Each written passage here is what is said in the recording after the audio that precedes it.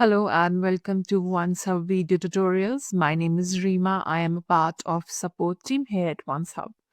In today's video, we will see how to customize your booking link for booking pages. So let's get started. You would first need to sign into your OnceHub account and then click on booking pages here on the left hand side. It will take you to your scheduling setup page.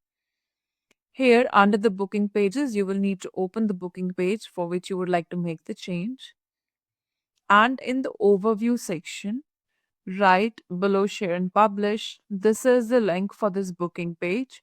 You would need to click this pencil icon right here and we'll edit the public link